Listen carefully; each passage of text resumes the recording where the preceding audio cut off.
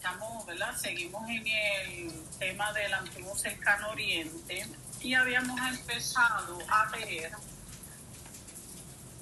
de la escultura unas estelas. Mira el paso. Bueno, habíamos visto esculturas como tal, pero habíamos visto también alguna estela anteriormente. ¿Cuál es la primera que veo? Bueno, vamos a ver esta estela, que habíamos dicho que esta era de las conocidas como placa votiva rectangular o placa de orificio, que se hacían evidentemente con estos orificios ahí en el medio, porque en la pared del santuario se ponía una estaca, ¿verdad? Un palo, y entonces ahí se colgaba este tipo de placa, que va a ser una placa votiva, o sea, que va a ser una de las cosas que se van a donar, ¿verdad? De las ofrendas que va a haber para el templo. Y aquí dijimos que estábamos con un relieve biselado. Fíjense que el biselado es ese ángulo, se nota aquí un poco en la silueta, desde esta figura que estamos viendo, es, ¿verdad? El tipo de ángulo que le va a dar el nombre a esto. Esto va a ser una placa que va a ser historiada y propagandística. Historiada porque vemos ahí, ¿verdad? Una serie de gente que va a contar una historia, y propagandística porque evidentemente le va a dar propaganda a el rey. Bueno, el gobernante de este lugar, que al final el gobernante de este lugar se conoce como Lugal, con L al final, ¿verdad? En vez de decir que sea un gobernante genéricamente, pues lo vamos a llamar por su nombre correcto, ¿verdad? Lugal, con L al final. Y va a ser el gobernante de la ciudad-estado de Lagash, en este caso. Siempre nos vamos a fijar por los años por los que andamos. Miren que aquí estamos en el 2494 y bajando, ¿verdad? Todos esos años antes de Cristo. ¿Qué es lo que va a contar aquí esta estela? Pues fíjense que va a haber dos registros. Eso sí, ya lo habíamos visto anteriormente. Miren por aquí más o menos una raya que hay, que va a dividir en dos escenas, una superior y una inferior. Y en la parte de arriba va a aparecer ese gobernante, ¿verdad? Habíamos hablado de reyes, pero en este momento es el lugar, ¿verdad? Con L al final, que va a estar en el lado izquierdo, en la escena superior, con un cesto en la cabeza, y en ese cesto él estaría cargando los ladrillos para construir un templo, ¿verdad? Esos ladrillos de adobe que habíamos mencionado que era el material que se utilizaba para construir.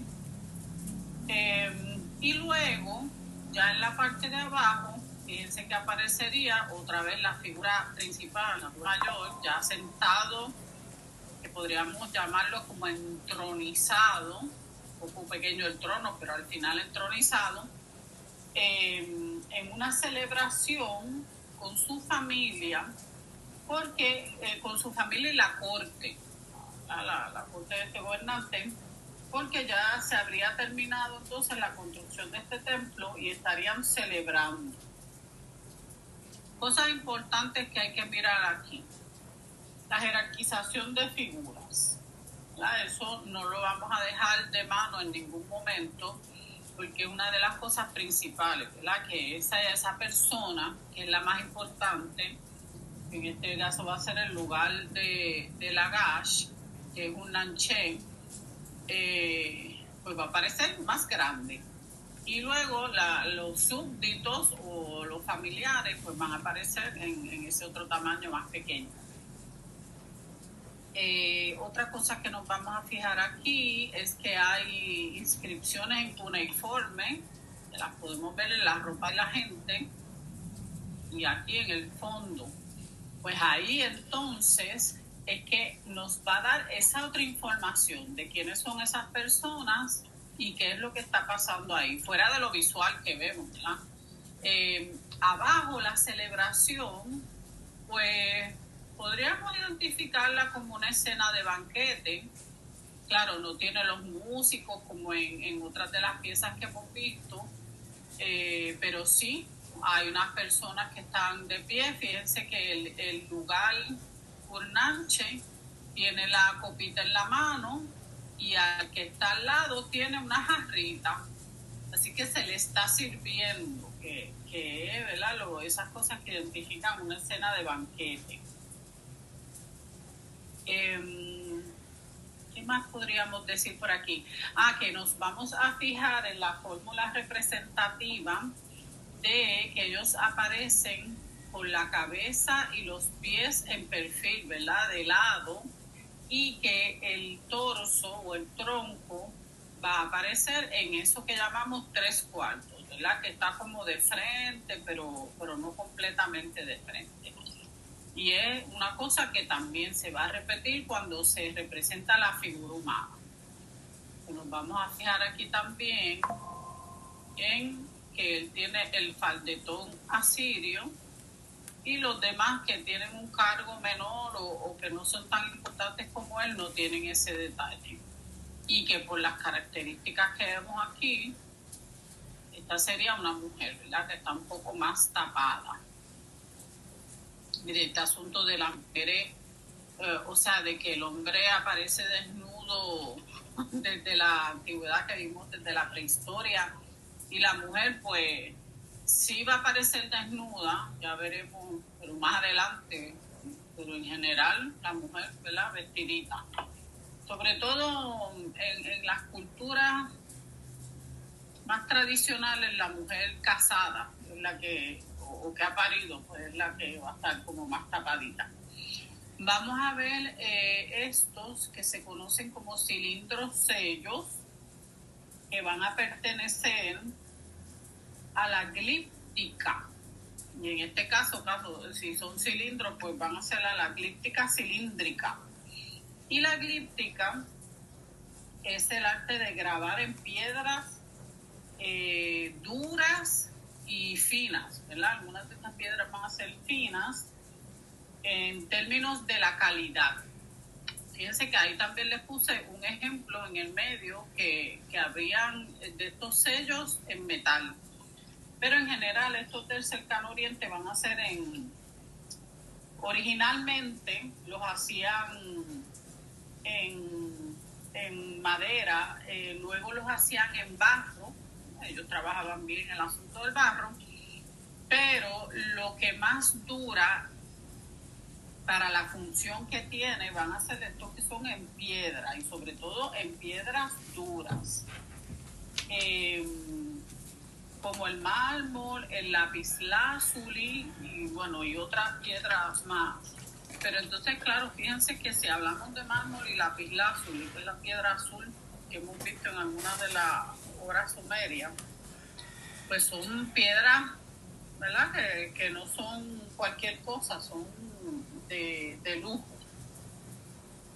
Y fíjense que este rolito, que al final es eso, miren ahí la mano como se pone sobre el rolito, va a tener un diseño inciso que lo que va a producir es esto que vemos aquí al lado, o sea, pues, la manera del sello, o un estampado, que la palabra correcta es una impronta. El tamaño promedio de estos cilindros sellos es 2 pulgadas, así que se van a conseguir más grandes, normalmente más pequeños, de 2 pulgadas y menos, y hay demás, pero eso, ¿verdad? La mayoría son de 2 pulgadas o menos. ¿Para qué se usan estos cilindros sellos? Pues piensen que esto va a tener la función de identificar al poseedor de ese sello. Para nosotros, hoy día, eso se sustituye con la firma de uno. En vez de tú tener tu firma, Indira de Chudens, ¿verdad? Pues yo iba a tener un cilindro sello que me iba a identificar a mí, pues ya sea porque yo fuera la reina, porque estuviese relacionada a Ishtar, porque me protegieran algunos animales de esos sobrenaturales que vimos, y todo eso iba a estar representado en negativo. Fíjense que aquí está hacia adentro de la piedra, y al final, cuando se pone la impronta y en el estampado, pues va a quedar en positivo. Y bueno, y aprovechamos en el caso de este que tiene escritura cuneiforme, y ahí diría otra información, ¿verdad? Acuérdense que la escritura se utilizaba originalmente para cosas administrativas, ya fuera de los animales o fuera de la agricultura o de tierras o de distintos temas. Entonces, era para legalizar contratos, por ejemplo, o autenticar un documento administrativo, principalmente. Bueno, mire, finalmente como si fuera una firma de nosotros. También se utilizaba cuando se sellaban tinajas. Piensen en un vaso de barro enorme de grande, que usted llene de semilla, de lo que sea, de trigo, por decir, y usted lo sella, ¿verdad? con otro barro, y por donde se pueda abrir, ahí le pone el sellito entonces claro, lo protege, como por decir que ya aquí se selló, y hasta que no venga el dueño no se abre. También, por ejemplo, los egipcios utilizaban esto de los sellos para puertas. ¿Cómo se hace? Bueno, pues se amarraba una soga, se le ponía un poco de barro también alrededor de la soga, y ahí se ponía el sello. Bueno, y ya uno sabía de quién iba el sello, y si se rompía, pues las consecuencias legales. Estos sellos, miren, de estos hay, pero que ni botándolos se acaban, porque era una cosa utilitaria, ¿verdad? Sí que nosotros los estudiamos porque van a tener un componente estético, que va a ser estas imágenes que van a aparecer, y nosotros podríamos utilizar las improntas de estos cilindros sellos para estudiar un sinnúmero de temas del cercano oriente, ¿verdad? De estos pueblos que estamos estudiando, de momento los sumerios. ¿Y qué podemos ver ahí representados, verdad? ¿Qué se van a representar en estos cilindros sellos? Pues se van a representar a los dioses, símbolos de poder, va a haber temas religiosos, temas referentes a la sociedad, a la economía, van a haber escenas de vida cotidiana. Acuérdense que las cosas de las escenas de vida cotidiana van a estar relacionadas a los funerarios también. Va a haber escenas mitológicas, combates divinos, por ejemplo, y heroicos. Y como les dije, de estos hay tantos que en realidad, si usted es muy fan de que quiero una pieza original de una cosa antigua, de arte antiguo, pues podría comprarse uno en la internet, ¿verdad? Quizás no una cosa tan especial como los que se ven en los museos, pero sí. Y a eso me refiero con la cantidad que hay.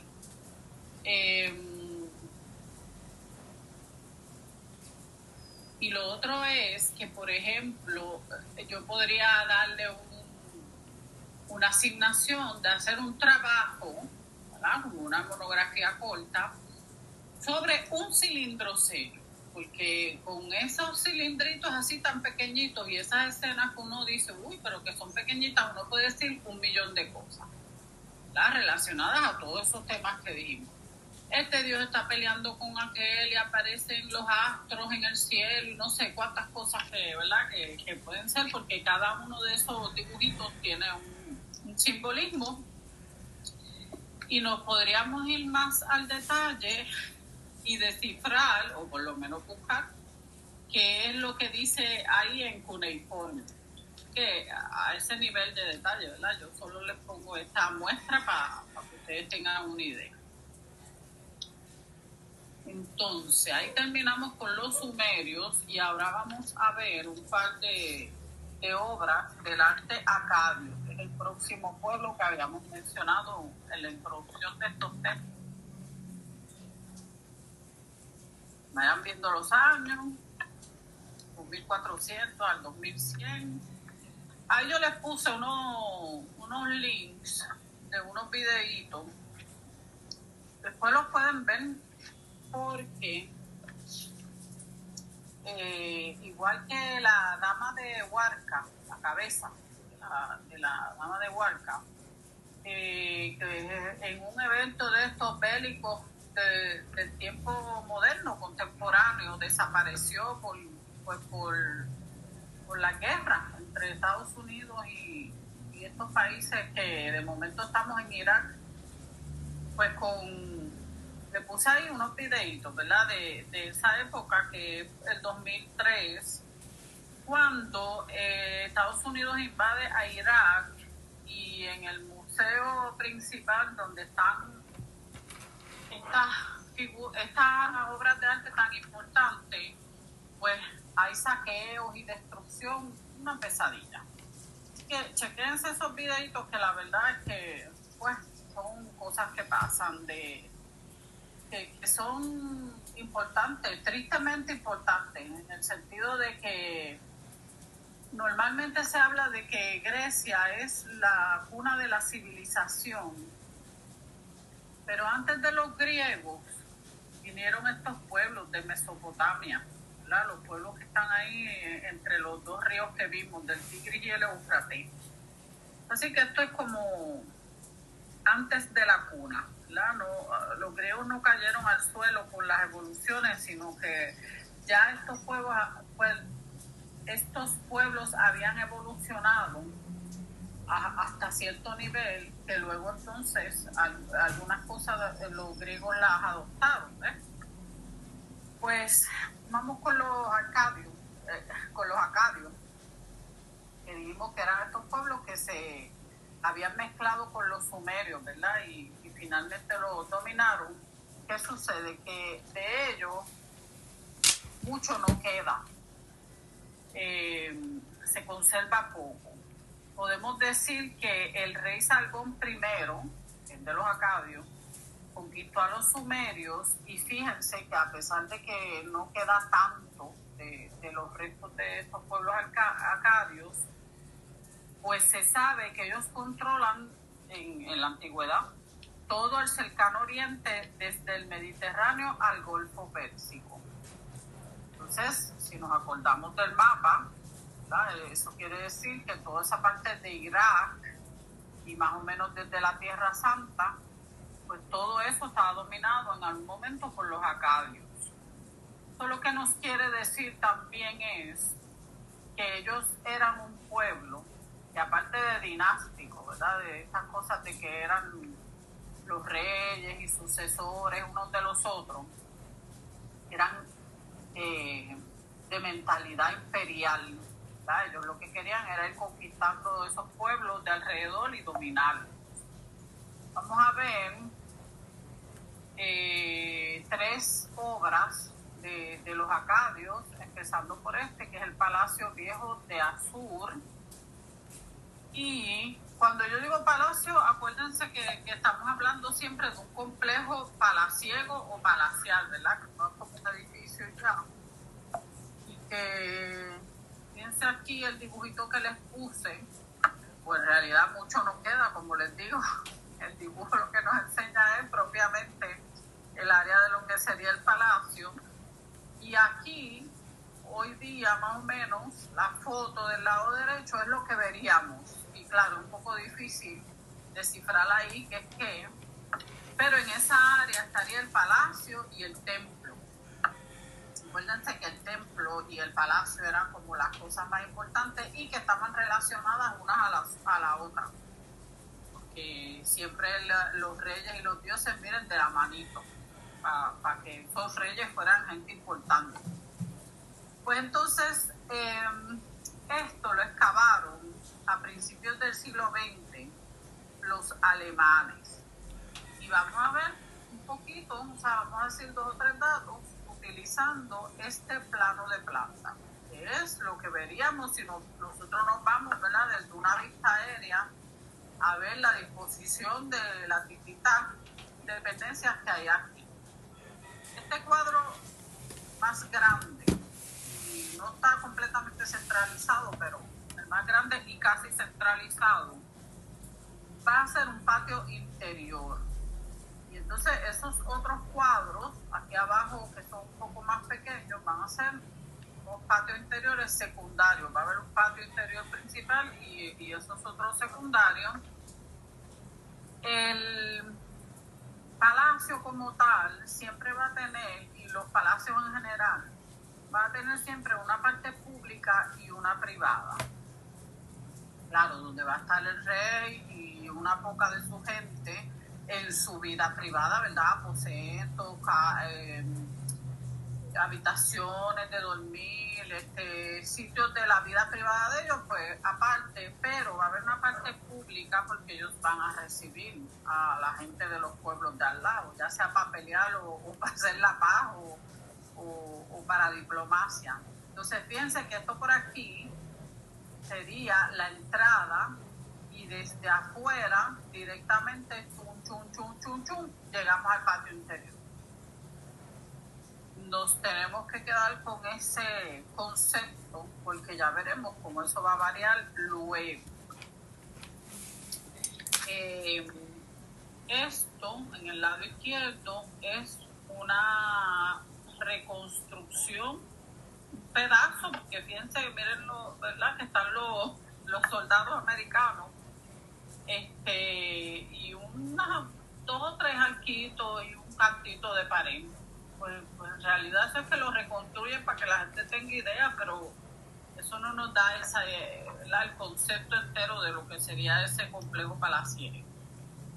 Entonces, si seguimos estudiando 2400 y al 2200, cómo evolucionan los palacios, ¿verdad?, esos complejos palaciegos de los acadios. Ya aquí este va a ser el palacio de Tel Barak de Naram-Sin. Naram-Sin es el rey. Y fíjense que nosotros habíamos hablado de que Tel significa, ¿verdad?, es un montículo artificial, normalmente artificial, porque es de cómo se ha ido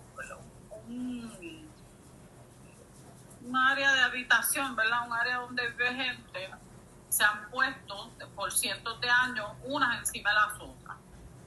Y al final pues se forma ese montículo que no es natural. Y miren aquí, si lo vemos desde arriba en este mapa, pues vamos a ver que está levantado, y si lo vemos en una foto desde un poco de lejos, vemos también que hay un montículo, un tel. En hebraico habíamos dicho que ellos decían Hoyuk o Huyuk, y esto sería viéndolo desde arriba. Pero otra vez vamos a estudiar el dibujito, que está un poco más claro que lo demás que vemos. Este palacio, el de Tel Barak, va a ser el centro administrativo por estos años, de los 2200, del imperio acadio. Fíjense que es imperio porque ellos siguieron dominando los pueblos del área, y estos los excavó y los investigó la escuela inglesa. El anterior lo habían excavado los alemanes. ¿Y qué sucede? Les digo esto porque cuando uno ve Europa, esto es cercano Oriente, pero en Europa se puede ver también, que uno va a distintos sitios y hay un letrerito en algún lugar que dice esto es Japón, pues la escuela inglesa, la escuela alemana, francesa, americana, la que sea, porque hay escuelas arqueológicas en los distintos países. La alemana y la inglesa son, bueno, en un momento eran las más importantes, luego estaban los franceses, y los americanos en algún momento se pusieron al día también en el siglo XX y también son de las más importantes. Así que, ¿verdad? De acuerdo a donde estemos, pues van a estar investigadas por unos países o los otros. Entonces, vamos a ver el dibujito en el lado izquierdo, ¿verdad? El plano de planta. Y el plano de planta lo que nos está diciendo que igualmente, fíjense el anterior, que es más sencillo, pero sigue siendo cuadrado, ¿verdad? Una estructura cuadrada.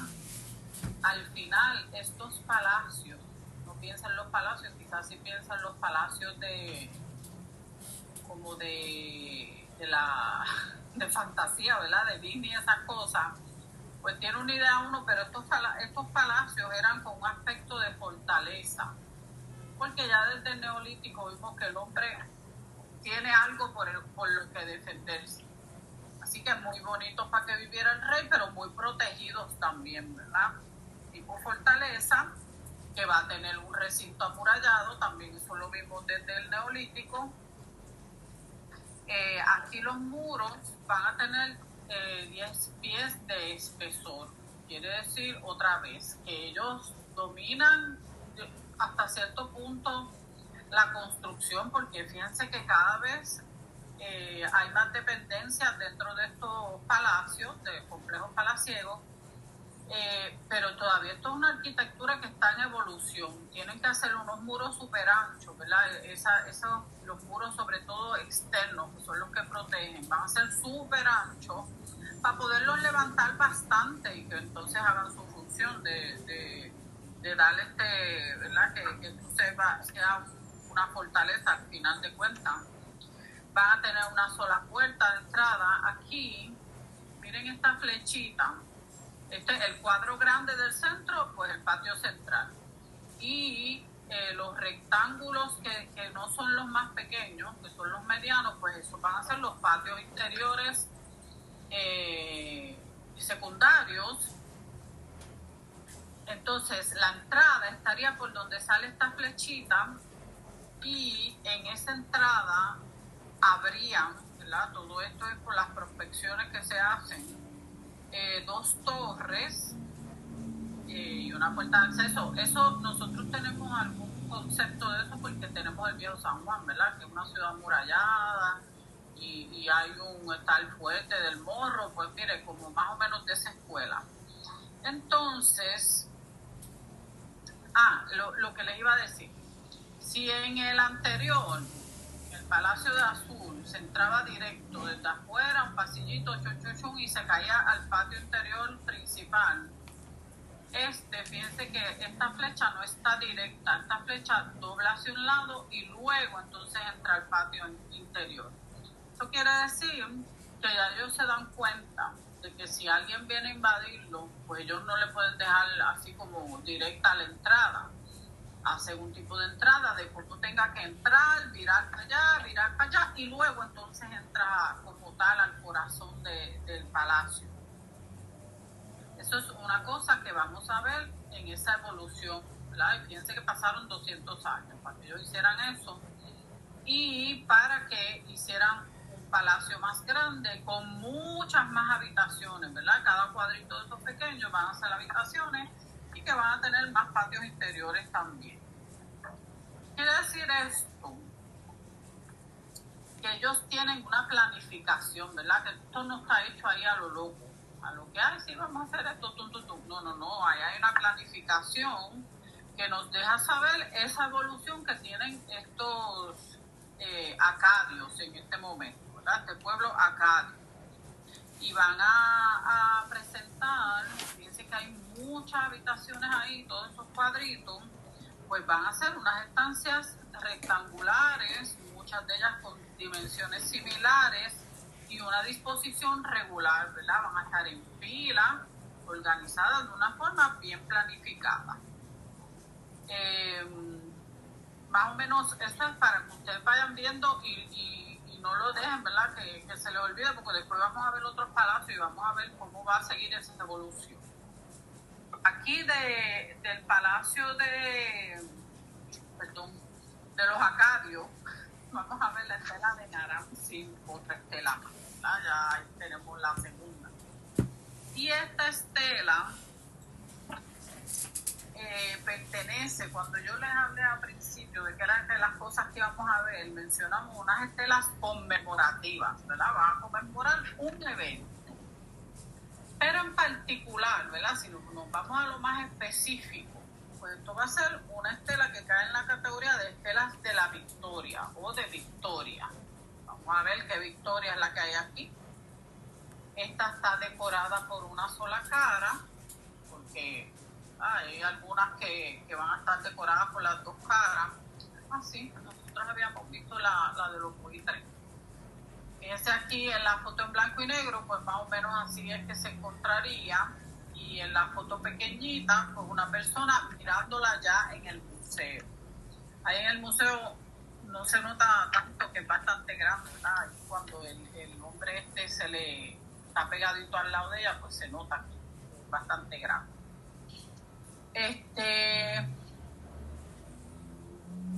Va a estar, dije que va a estar decorada por una sola cara.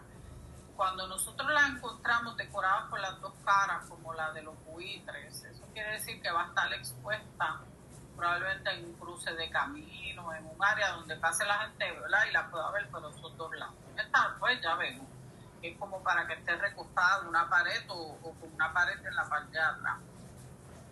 Fíjense que vamos a ver qué es lo que... Esta es historiada también y propagandística, igual que la que vimos anteriormente. Figura principal, miren eso lo podemos, hay cosas que las vemos hacia el ojo. Y lo que va a hacer es que ese es el rey, y va a destacar la figura del rey, que va a estar sometiendo a sus enemigos. Así que lo va a recalcar a él, al rey, como soberano y representante de los dioses. Lo primero, jerarquización de figuras. Viendo que la del rey es la figura principal, estos que van en fila por aquí, va a ser el ejército, y están más o menos medianitos. Y estos que son más pequeños, fíjense que este tiene espetado ahí como una lanza, este está debajo de los pies del rey, pues esos son un poco más pequeños, pues esos son los vencidos, ¿verdad? Y ahí estamos viendo, evidentemente, la jerarquización de figuras que, aparte de lo que simboliza, pues un elemento estético. Ellos van en fila, los soldados, pero fíjense que no van en fila como hemos visto anteriormente, en orden procesional en términos de que van por los registros, sino que aquí van a andar en sentido ascensional porque sí van en fila, pero van subiendo, ¿verdad? Piensen que esto narra la victoria del rey Naram-Sin y su ejército sobre la tribu Lulubi en los montes sagros. Así que aquí se ve como una montañita, eso va a estar representando a los montes sagros. Y los montes sagros son una cadena de montañas que queda entre Irán e Irak. O sea, quiere decir que ahí en la zona donde están los países que están, los pueblos que estamos estudiando.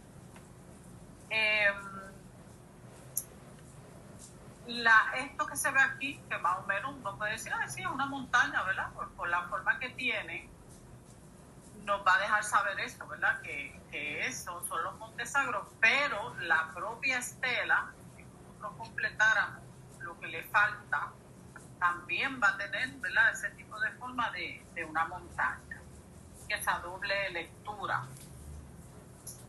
Y otra cosa que nos vamos a fijar es cómo los soldados están mirando hacia arriba, y bueno, y al final los vencidos también van a estar mirando hacia arriba, y la figura principal es la del rey, o sea que ya sea que usted está vencido, porque está ahí debajo del pie del rey, o porque sea usted uno de los militares del rey, pues usted va, mire, con una admiración, mirando hacia esa figura central.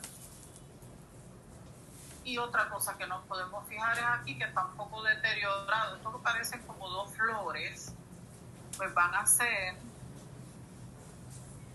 dos astros, genéricamente, ¿verdad? Vamos a decirlo como dos astros que van a representar a Shamash y a Ishtar. Entonces Shamash es la divinidad solar, eso, ¿verdad? Que parece una flor, en realidad es un sol. Y Ishtar, que en este caso va a estar representando, fíjense que habíamos dicho, que la mencionamos como Inanna y luego como Ishtar, y que después ella va a ser Afrodita en Grecia, pero en este caso con un aspecto viril, como la habíamos visto en el intendente, en la cultura del intendente sumerio, porque claro, aquí va a estar relacionada a la guerra. Y pues con esto, Shamash y Ishtar representadas por astros, pues tiene que ver con que simbolizan el brillo del triunfo, ¿verdad? Si nos vamos a cosas así como un poco más poéticas, pues podríamos decir eso. Un poco aquí nos vamos a fijar, bueno, la posición del rey. Él anda en su posición de que tiene la cabeza y los pies de lado y el tronco en 3/4. La fórmula esa representativa ahí se cumple.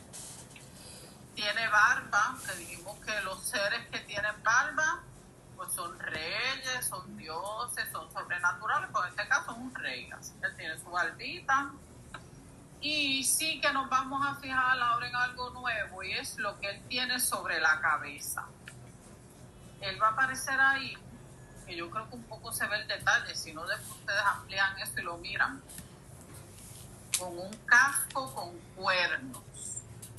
Yo no sé si ustedes son de la época de ver los picapiedras, o también lo pueden buscar en el internet, a los búfalos mojados que usaban, ¿verdad? Como un casco así con unos cuernos. Esto va a ser pues como a manera de una corona, porque al final él es el rey, y eso es un símbolo de poder. Acuérdense que nosotros venimos hablando de los toros desde la prehistoria, de cómo eran esos seres, ¿verdad? Esos animal power y esas cosas. Pues aquí va a aparecer este casco con cuernos, que cuando lo veamos en el cercano oriente, lo que nos está diciendo es que él está deificado, ¿verdad? Que él está a nivel de los dioses. Y en este caso tiene 2 cuernos. Seguimos nosotros acumulando imágenes porque tenemos que ir comparando esto con las evoluciones que vienen en el futuro. Que esto es importante que lo tengamos en cuenta, ¿verdad? Ese casco o corona con cuernos que va a deificar al rey. Seguimos por aquí. Esta va a ser la última pieza que vamos a ver de los acadios.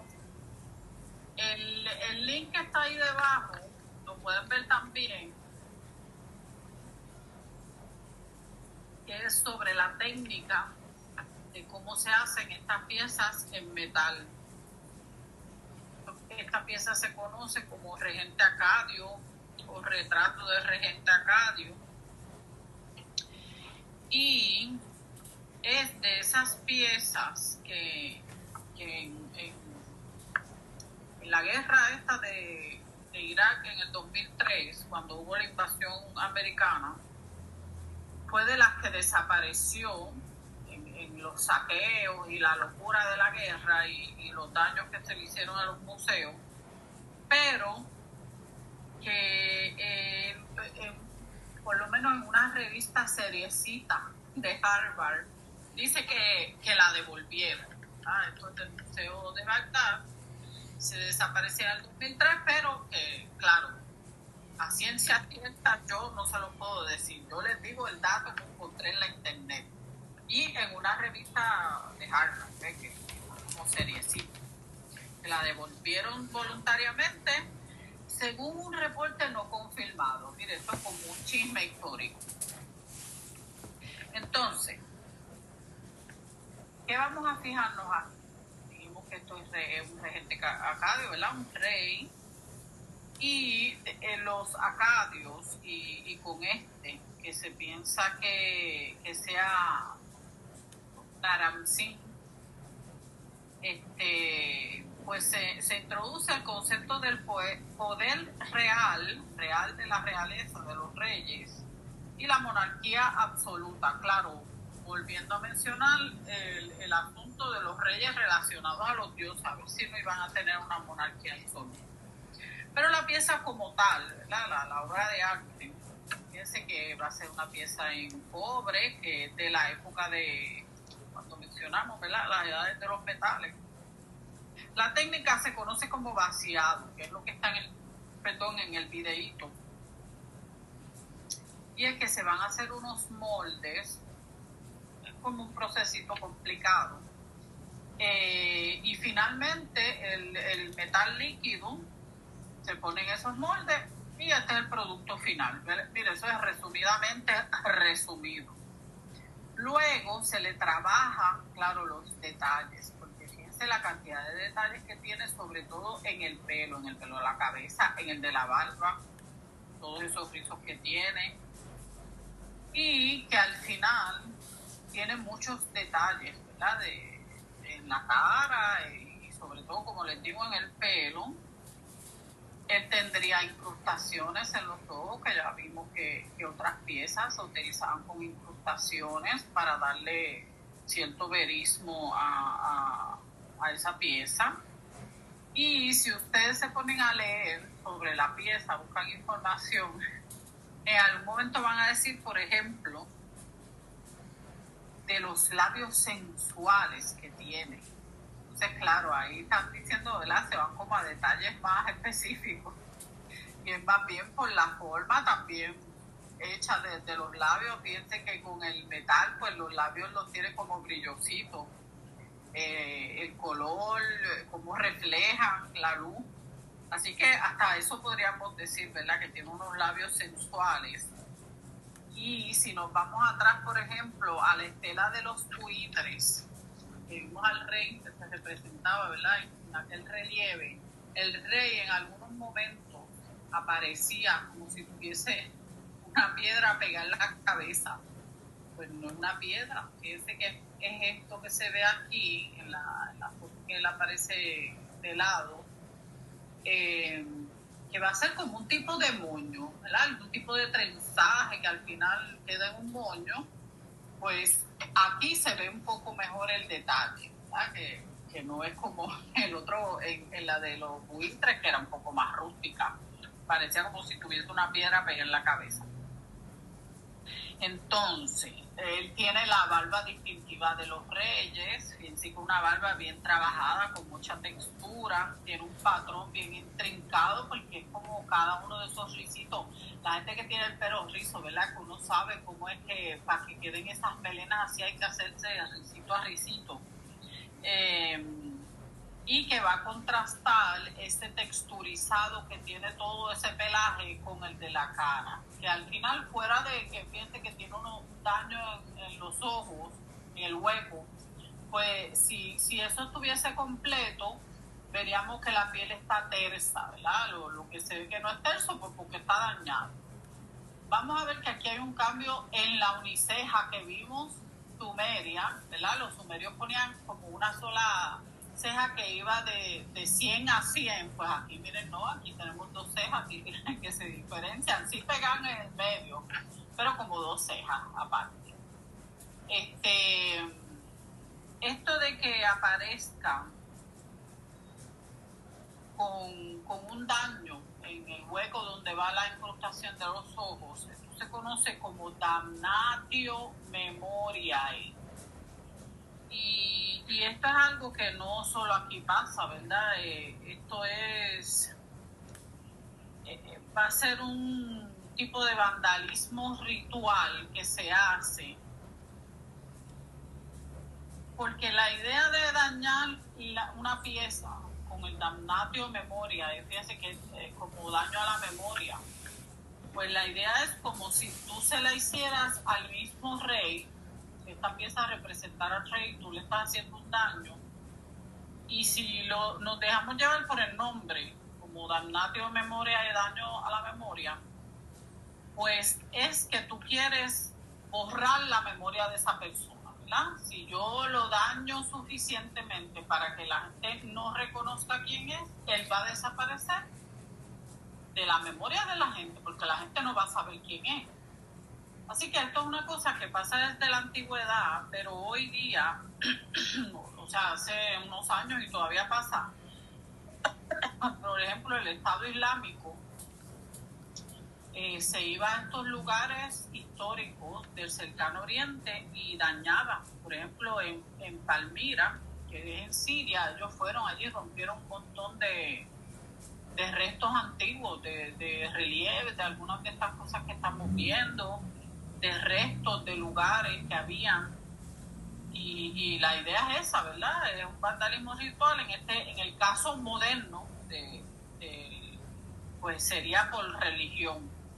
Y en este caso, pues más bien por política. Entonces, ¿qué otra cosa podemos decir de este retrato?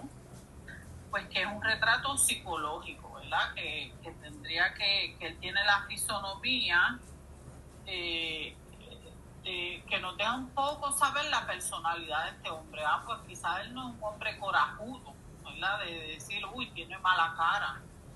Pero fíjense que un poquito entre la pollinita y las cejas hay unas rayitas que tienen el entrecejo, ¿verdad? Y como unas rayitas como las que tiene la gente más adulta, las que se le marca la frente más. Pues nos está diciendo un poco de que, ¿verdad? Se denota quizás en él como control y orden. Son cosas que era lo que ellos querían, que la gente tuviese idea cuando vieran el retrato del rey. Es una pieza frontal, claro, otra vez diciendo que las piezas frontales es que están hechas para verse de frente, tienen más detalles, fíjense que en el frente, pero esta tiene todo, miren, ¿verdad? Que no la estamos viendo por detrás, pero de lado vemos el moño y todo. Simétrica, lo mismo, ¿verdad? Que cogemos aquí y pasamos una rayita por el medio de esta pieza y lo mismo que hay en un lado, ahí en el otro. Así que la simetría que dijimos que es algo que desde la antigüedad es fijo en casi todas las piezas de arte y que está hecha en un tamaño natural, o sea que sería como, fíjense que mide 1 pie con 3 pulgadas, pues más o menos mídense la cara, ¿verdad? Con un peinado y eso, y va a medir eso, 1 pie y 3 pulgadas, pues un tamaño casi natural. Y otra cosa que nos fijamos es que ya se va dominando un poco mejor la representación de la figura humana, ¿verdad? Si uno piensa que en la prehistoria los animales eran los que se representaban bien y la figura humana pues todavía no se dominaba, pues esto va evolucionando, porque ya vamos por el 2200 antes de Cristo, ¿verdad? Han pasado muchos años desde la prehistoria.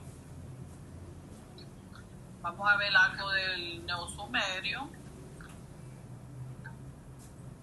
De ese periodo neosumerio. Estamos por el 2100, 2180, 2100. Y de ahí vamos a ver a Gudea de Lagash. Les puse ahí un muestrario de las estatuas votivas que hay de Gudea de Lagash. De esta, ¿verdad? Yo le puse ese muestrario, en unas aparece sentado, en otras aparece de pie. De esas más o menos se han encontrado unas 30 figuras que van a estar realizadas en diorita. Y diorita es esa piedra que es como casi negra. Entonces, ¿qué es lo que estamos viendo aquí?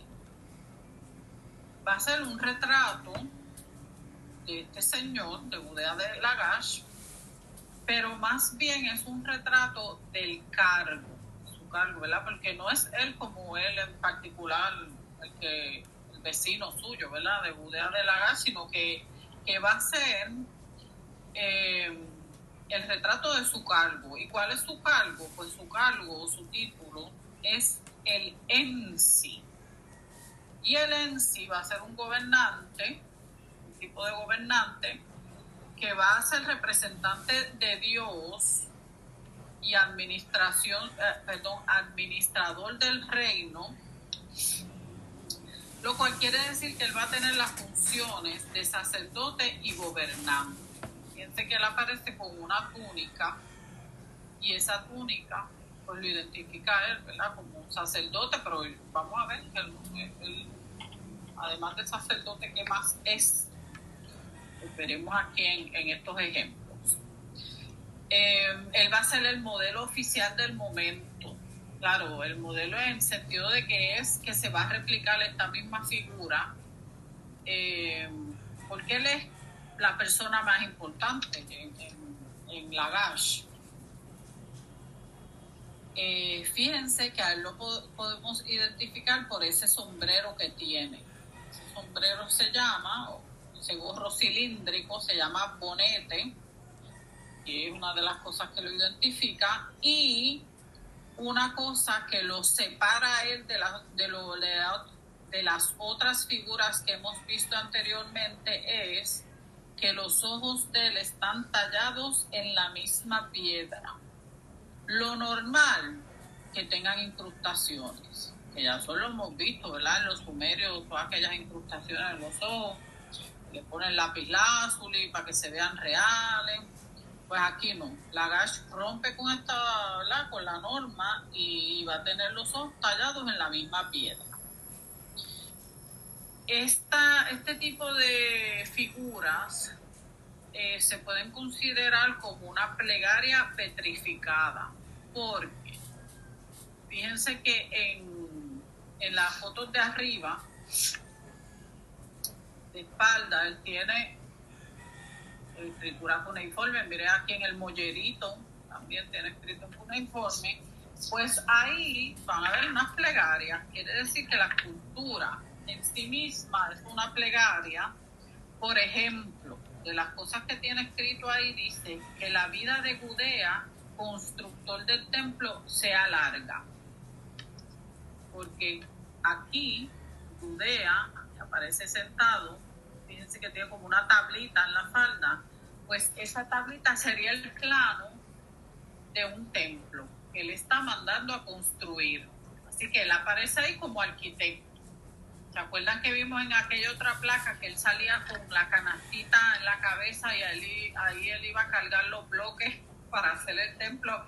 Que estoy seguro que no puso ni un dedo, el unanche, ¿verdad?, para hacer el templo, pero ellos eran los encargados y eran, ¿verdad?, con esos distintos nombres, lugares, si el nombre que tuviesen, pues iban a ser los gobernantes ahí a manera de rey también de esas ciudades-estado.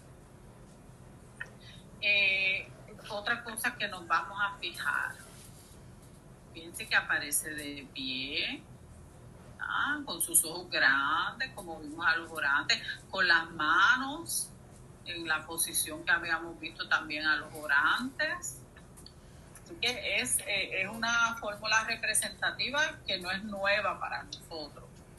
Y en este caso, del lado izquierdo, la primera imagen que aparece, él va a aparecer con un vaso, y estas curvitas que se ven aquí, estas ondulaciones, esto es agua.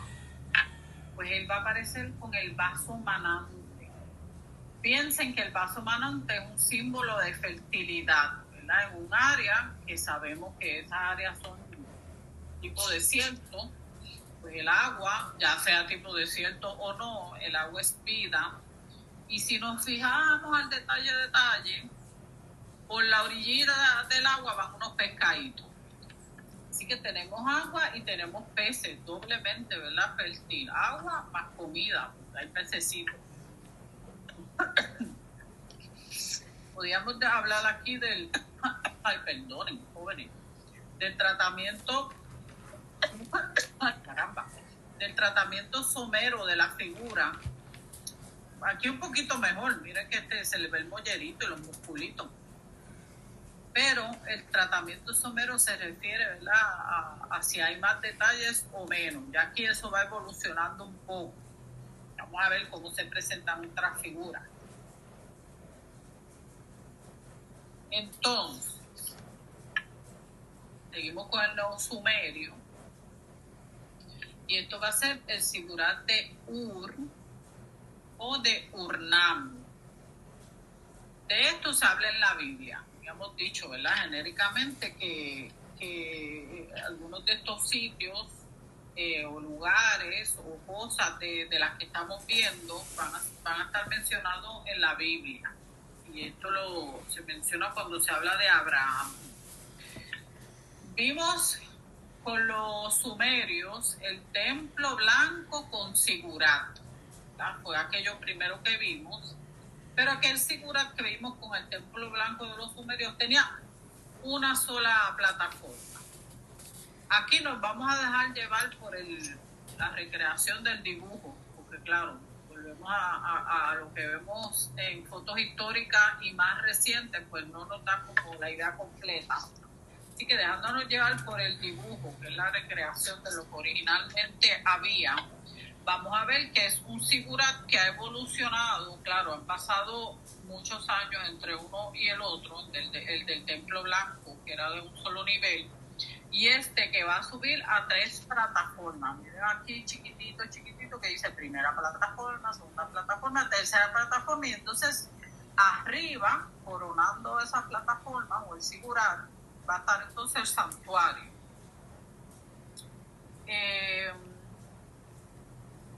Esto se construyó, este sigurat se construyó en Ur, la ciudad de Ur, en el barrio real y religioso, que ya dijimos, ¿verdad? Si es real, es donde estaría el complejo palaciego, que incluiría esta parte de que va a ser entonces lo religioso.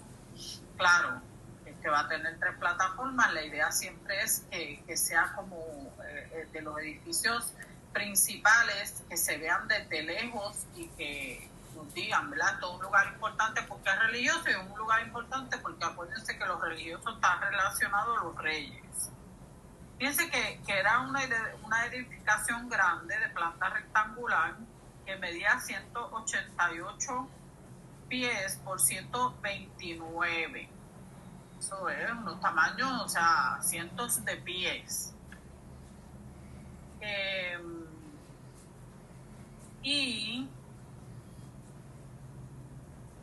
Nos vamos a fijar, miren el centro, aquí, la foto del centro también, como esto es un relleno. Así que quiere decir que el core o el núcleo de eso era un relleno, y ellos entonces con los bloques de adobe iban construyendo,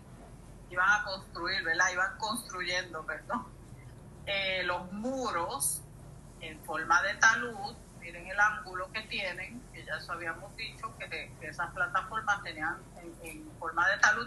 Claro, el asunto de que esas paredes tengan un ángulo es porque le dan estabilidad y puedo seguir montando más cosas arriba. Pero el centro como tal era relleno, y lo que era entonces paredes y muros formados por los bloques de adobe era lo de afuera, porque el adobe se deteriora, ¿verdad? Porque no es una cosa que esté cocida, sino que es crudo, es barro crudo, apisonado. Y entonces, claro, esto que vemos hoy día, uno dice, ay, qué bien se ha conservado. No, eso es que cuando Saddam Hussein, que ese nombre debería sonarles a ustedes, estaba en el poder allí en Irak, eso estaba en un deterioro grave. Fíjense que aquí en la foto histórica se ve como si fuera un bizcocho de mantecado que se está derritiendo. Pues el Saddam Hussein en los años 80, tratando de demostrar ese pasado fabuloso, ¿verdad? Que de donde ellos vienen, que al final sí era fabuloso, o sea, en términos de que son pueblos para nosotros primitivos, pero tenían una evolución evidente. Pues este señor mandó a reconstruir esto, ¿verdad? Y por eso es que se ve ahí como que uno dice, bueno, se ha conservado bastante bien a pesar de que le falta la parte de arriba. ¿Qué sucede? Con los conflictos bélicos que han habido en esa zona, y sobre todo en la guerra del Golfo, que fue a principios de los 90, desde los años 90 al siglo XX, Pues sufrió deterioro, porque cuando hay de esa guerra, miren, no se miran mucho las cosas y se bombardean y se pelean ahí cerca de esos sitios y al final los dañan. En cuanto a eso de la evolución, fíjense que volvemos a mencionar como en el templo blanco, que ellos estaban situaban el Sigurat hacia los puntos cardinales. Y que fíjense que esto, como les dije, que parece como un bizcocho de boda, ¿verdad? Con la plataforma abajo más ancha, la segunda un poco menos ancha y la tercera aún menos ancha. Pues si nosotros pensamos que ya ellos representaban a los montes sagros, lo que se dice es que la idea de ellos era representar una montaña y que en esas terrazas ellos ponían árboles. Entonces, claro, eso es lo que se relaciona a que se piense que era, ¿verdad?, un tipo de montaña por los árboles que ellos ponían. Y teniendo en cuenta de que esto ahí es como desierto, ¿verdad? Entonces, claro, el asunto de las montañas y la vegetación nos va dejando idea de lo, miren, de un oasis, de un paraíso terrenal, o sea, relacionarlo a eso y a que estamos tratando de levantar esos templos cada vez más altos, porque lo alto y el cielo se relaciona a lo divino. Vamos a ver que si volvemos a compararlo con el templo blanco pues era como sencillo, se subía por una escalerita y una rampa y ya. Pues aquí sí también hay escaleras y rampas, pero fíjense que esto es una entrada tripartita, porque tiene 3 escaleras, una central y 2 aquí laterales, y claro, se va a llegar a los distintos niveles así a través de escaleras y rampas de acceso.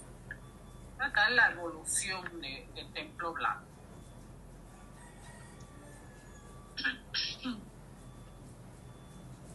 Vamos a ver aquí a la diosa del vaso manante, de Mari.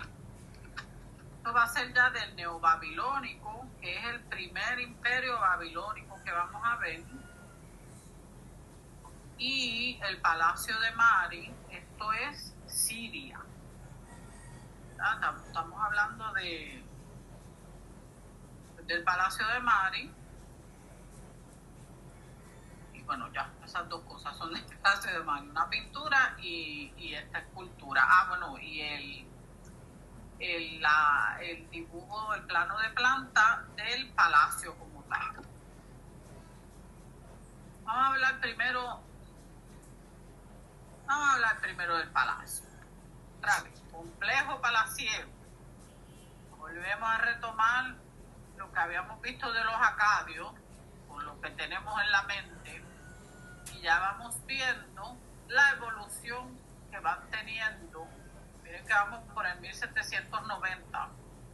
En unos pocos cientos de años, cómo van evolucionando estos palacios o complejos palaciales o palaciegos, siempre con unos patios interiores grandes, ¿no?, unos patios grandes principales, y después van a tener unos patios secundarios.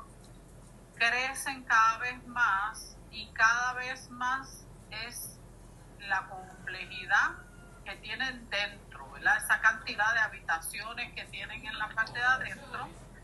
Fíjense que va a tener murallita alrededor, ¿verdad? Siempre van a estar protegidos y que van a tener unas entradas. En este caso, otra vez con el asunto de que no vamos a entrar directamente, porque parte de la protección es, ¿verdad?, que uno tenga que ir como para allá y para acá para poder llegar al centro de ese lugar. Voy poniendo eso de los dibujos de estos palacios para que veamos cómo van evolucionando estos pueblos. Y bueno, y vamos viendo entonces otras cosas que sobreviven que quizás el palacio no sobrevive, pero algunas piezas sí. Bueno, pues la diosa manante. Fíjense que esto va a ser una escultura, vamos a decir que de tamaño natural, porque 59 pulgadas son casi 5 pies. Y por ahí hay un montón de gente que pide 5 pies. Que la mayoría de la gente pide un poco más, bueno, pero por ahí hay un montón de gente que pide 5.000. Entonces, va a ser cosas que hemos mencionado antes.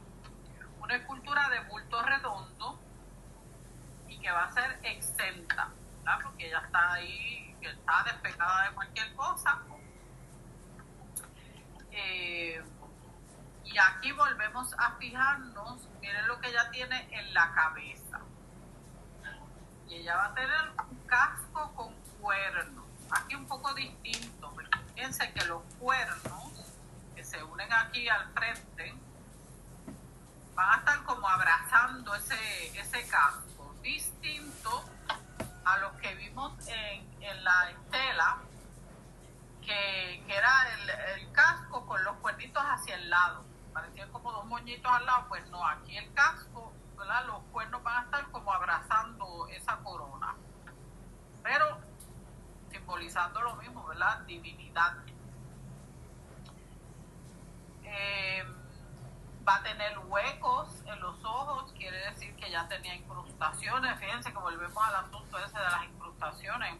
Judea de la Gacha es el que cambia eso, pero en general los ojos van a tener incrustaciones.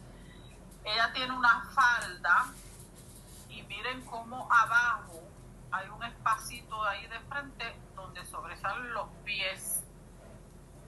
Entonces, ella va a estar posada en un pedestal, ¿verdad? No toca el suelo, que habíamos mencionado con ese asunto de quién es el ciudadano de a pie que tiene que tocar el suelo con los pies. Pues ella, de antemano les decimos que alguien especial debe ser, aunque no sepamos quién es, porque no toca el suelo. Y esto de los pies asomados ahí frente a la falda, como si se levantara un poquito la falda y sacaran los pies. Fíjense que el detalle de su falda, si ella no tuviese esos pies asomados, parecería una columna. Entonces, eso de que tenga esos piececitos asomados ahí nos da un poco una idea de realismo, ¿verdad? De que sí, de que ahí debajo, a pesar de que no parece que hubiese dos piernas, pues las hay. Ella tiene, mire, que tiene collaritos, miren el cuello, ¿verdad? Con muchos collaritos ahí, tiene un tipo de peinado, o sea, todos esos detalles los tiene. Ella es la diosa, evidentemente, del vaso manante. Miren el vaso ahí en las manos. Y esta pieza como tal, este vaso tiene un hueco, que un poco se le nota ahí porque está oscuro. Así que en la parte de atrás, ella tenía, mire, como una tecnología rústica, pero una tecnología, porque era una fuente. Se le echaba agua por detrás y el vaso literalmente iba a manar agua. Así que eso le va a dar, eso de que botara agua, porque ¿verdad? Usted se la echa por detrás, la bota por ahí por el vaso, le va a dar verismo, o sea, realismo. Y claro, el vaso manante es símbolo de fertilidad, de fecundidad, de vida, pues las dos cosas, pero muy literales, ¿verdad? Y esta fue encontrada en una capilla en el Palacio de Mari, que ya vimos cuál es el Palacio de Mari, y vamos a ver algo más del Palacio de Mari. Es la pintura mural, una pintura mural que va a estar en uno de los patios interiores del palacio. Lo que está ahí representado es lo que les puse, investiduras de Simri-Lim. La investidura es cuando se toma posesión de un cargo. Entonces, para nosotros poder hablar de esta pintura, vamos a hablar de la recreación. Porque, ¿verdad? Aquí, en realidad, si nos fijáramos mucho en el detalle, podríamos decir cosas, pero vamos a usar la recreación que se ve un poco mejor. Como les dije, estaba en una de las paredes de uno de los patios interiores de Mari, la ciudad de Mari. Piensen, acuérdense, ¿verdad? El palacio amurallado, tipo fortaleza, en este caso tenía 12 patios interiores, y vamos viendo la evolución de cómo ellos van planificando los palacios.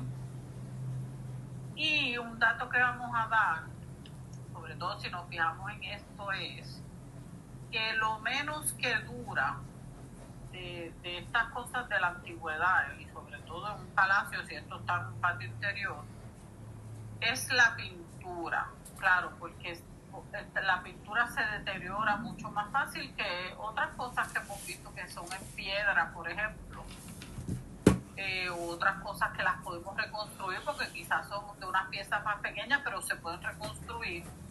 Pues la pintura, pues ya ustedes ven los daños que recibe por la luz, por la lluvia, por lo que sea, por el mismo hombre, ¿verdad?, que haya deteriorado. Esto va a caer en la categoría de decoración parietal. Parietal es una palabra que ya habíamos dicho lo que era. Y vamos a ver qué está aquí representado. La escena principal, pues, es la del centro, evidentemente. Y vamos a ver que esta señora que está aquí, en el lado derecho, va a ser la diosa Ishtar. Y la diosa Ishtar va a estar de frente a este señor, mire que se ve con la barbita, ¿verdad? Son detalles que están pequeñitos, pero más o menos esta rayita marrón en la barba de este señor. Ellos van a estar de frente uno al otro. Y esa escena lo que va a estar representando es la entrega de los emblemas de poder y justicia. Esa diosa, la diosa Ishtar, le va a estar entregando al rey, al hombrecito de la barba, los emblemas de poder y justicia, que al final eso se traduce en buen gobierno. Si hay poder y hay justicia, pues en buen gobierno. Y los emblemas son, y chiquititos, se ve un circulito y un palito blanco. Esos son la vara y el aro. Si nosotros buscamos a ver qué es eso de la vara y el aro, pues la vara es una vara de medir y el aro, piensen en una cuerda, como hacen en los vaqueros, que hacen como un rollo de soga para tirarle, qué sé yo, a la vaca y los caballos y cogerlos por el cuello, pues más o menos así. Porque acuérdense que ya estos siguen siendo, ¿verdad?, estos pueblos que son agricultores y ganaderos y eso, pero que han evolucionado, ¿verdad? Y ya ellos tienen construcciones de templos, construcciones de palacios, así que ahí están las dos cosas. La cuerda, que se va a usar con los animales, y la vara de medir, pues para medir cosas de administración también, pero para las construcciones también.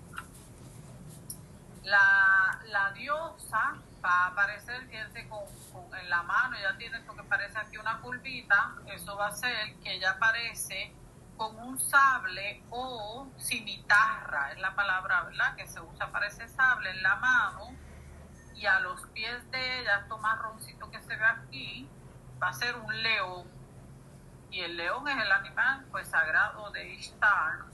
Ella va a aparecer otra vez, ¿verdad?, como una guerrera, con ese aspecto viril que aparece en la diosa, en este caso Ishtar, y es la que hemos ido mencionando.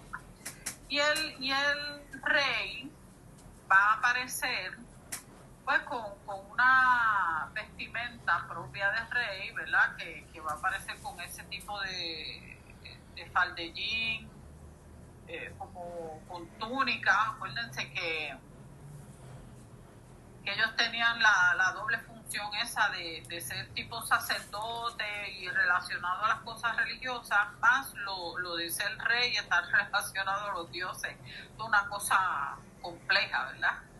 Entonces, esa posición que él aparece, que se le ve un brazo ahí dobladito, pequeñito también, como en forma de V, pues él va a aparecer como en saludo, con una mano saluda y con la otra mano va a estar recogiendo los símbolos, ¿verdad?, la vara y el aro. Que acuérdense que al final, pues, de poder y justicia son los símbolos. Vamos a ver quiénes más aparecen ahí. Eso es la escena principal. Fíjense que estas figuras que están detrás de ellos van a ser más o menos igual que estas figuras grandes que aparecen a ambos lados. Pues van a ser unas diosas secundarias que van a estar con los brazos, miren, doblados de una forma ahí como rara para nosotros. Claro, es la cosa de estas fórmulas representativas que aparecen como con los bracitos así doblados hacia arriba. Pues es símbolo de adoración, claro, como la diosa principal que está en el centro es la importante y el rey también es importante, pero ya son unas diosas secundarias que van a estar con los brazos así en símbolos de adoración. En la parte de abajo, miren, aquí tenemos algo conocido por nosotros ya.